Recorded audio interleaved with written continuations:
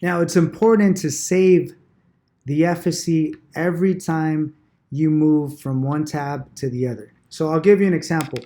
As soon as you're done with tab number 1, which is the client's information, and you move on to the driver section, save the FSC, select the keep original quote date.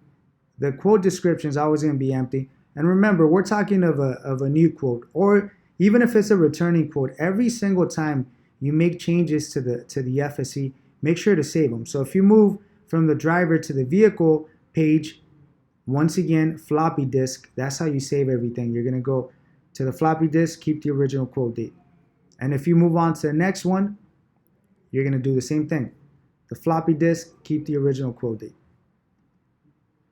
If you move to the quote selection, same thing, floppy, keep original quote date. As you're typing your notes as well, since we use a notepad to communicate all the information, every time you write something, save it.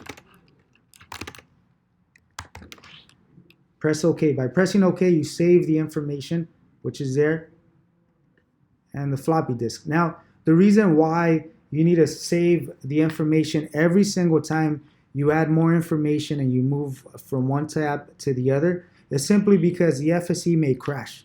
The FSC may close, or the FSC may freeze, and we're going to have to restart the computer. So it's very essential for you to save the FSC every single time. Now, once again, you go to File, you go to Floppy Disk, keep original quote date, and you press OK. If you do not save the FSC and you have to re-input all the information, imagine you have 3 drivers, 4 vehicles. It's going to take you an additional 10-15 minutes. Not only are you wasting your time, but you're also going to waste the customer's time, because they're going to have to sit in front of you for another 10-15 minutes for you to re-input all the information. So get into the habit. You finish this tab, you finish this section, save it. You move on to the next one.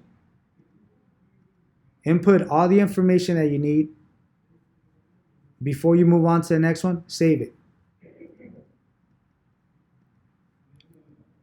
And then go on to the next one. Do the same thing. Add the vehicles, coverages, whatever you need to do, save it. And so on. So technically, every time you add any information, you update any information, just save the floppy disk. You're going to keep the original quote date all the time.